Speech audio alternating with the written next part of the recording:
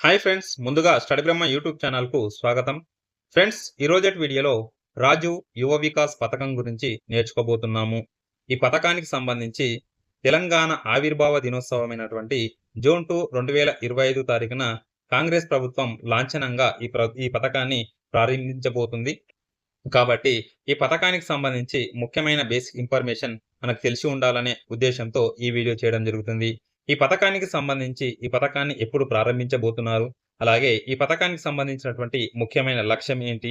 ఈ పథకానికి సంబంధించిన ఈ పథకం ద్వారా మనకు అందించే ప్రయోజనాలు ఎలా ఉన్నాయి?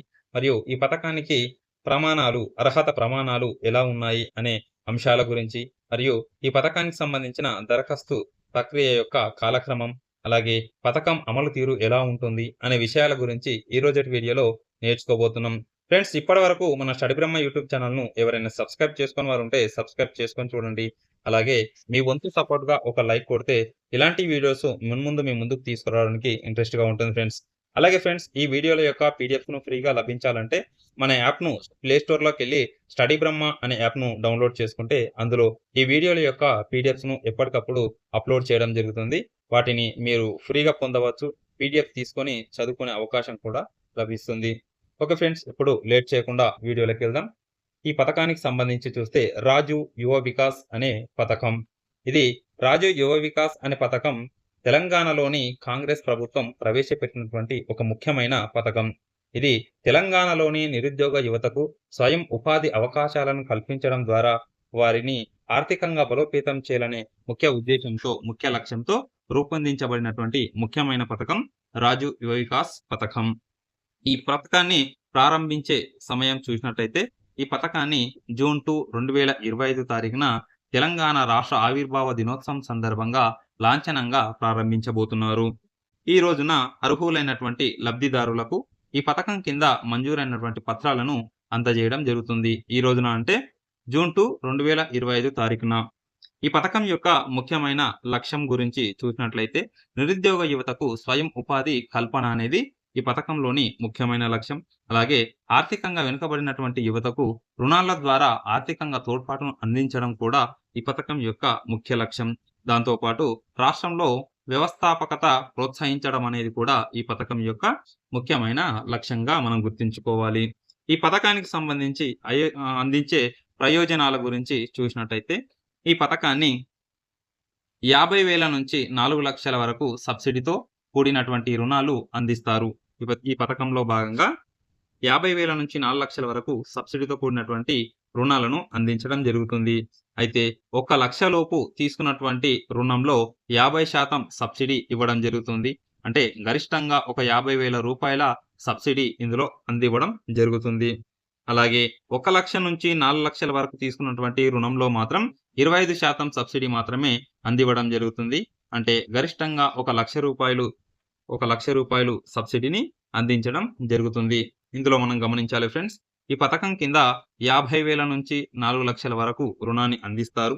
అందులో 50,000 నుంచి 1 లక్ష వరకు ఎవరైతే పథకంలో భాగంగా రుణాన్ని అప్లై చేస్తారో వారికి 50% సబ్సిడీ లభిస్తుంది. లేదా 50,000 సబ్సిడీ రూపాయలు కూడా లభించడం జరుగుతుంది.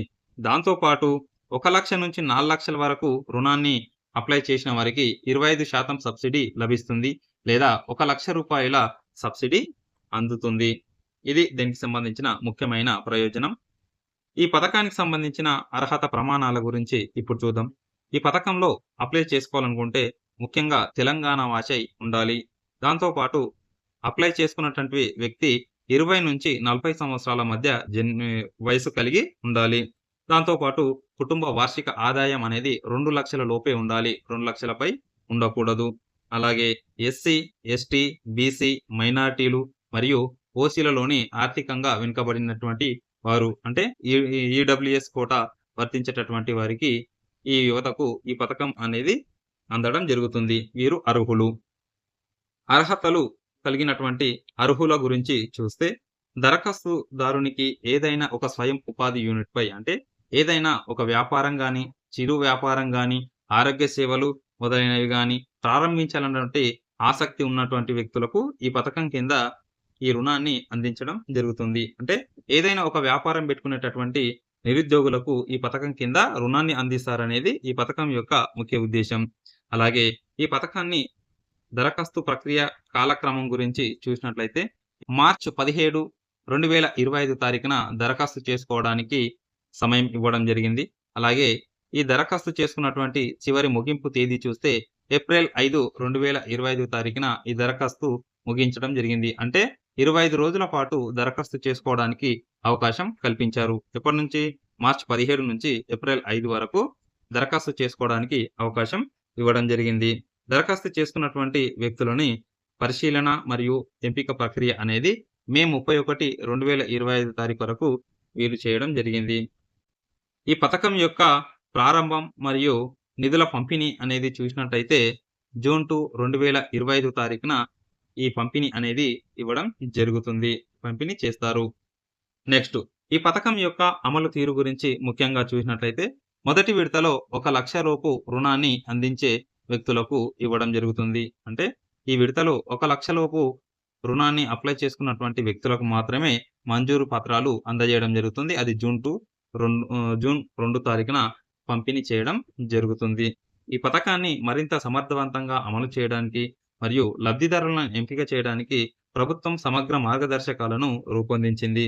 అయితే జిల్లాల వారీగా దరఖాస్తులను స్వీకరించి, పరిశీలించి అర్హులైన వారిని ఎంపిక చేస్తారు. ఈ పథకం తెలంగాణలోని యువతకు కొత్త వ్యాపారాలు ప్రారంభించడానికి, అలాగే ఇప్పటికే ఉన్నటువంటి వ్యాపారాలను విస్తరించడానికి మరియు తద్వారా ఆర్థికంగా నిలదొక్కుకోవడానికి ఒక గొప్ప అవకాశంగా భావించడం జరుగుతుంది. ఇది రాజీవ్ యువ వికాస్ పథకానికి సంబంధించిన ముఖ్యమైన సమాచారం, బేసిక్ సమాచారం. అలాగే యువ వికాస్ పథకానికి సంబంధించి రేపటి రోజున అంటే జూన్ 2, 2025 తారీఖు రోజున ఎవరికి ముందుగా ఈ పథకం కింద పంపిణీ చేయబోతున్నారు, వారి యొక్క పేరు, వారి యొక్క వివరాలు, అలాగే ఎంతమందికి అందించారు అనే విషయాల గురించి ఈ విషయాల గురించి నెక్స్ట్ వీడియోలో మళ్ళీ తెలుసుకుందాం. ఓకే ఫ్రెండ్స్, ఇలాంటి ముఖ్యమైన ఇన్ఫర్మేషన్ ఎప్పటికప్పుడు మన స్టడీ బ్రహ్మ యూట్యూబ్ ఛానల్లో అందివ్వడం జరుగుతుంది. మీ వంతు సపోర్ట్‌గా ఒక లైక్ కొట్టి ఎంకరేజ్ చేయడం మర్చిపోకండి.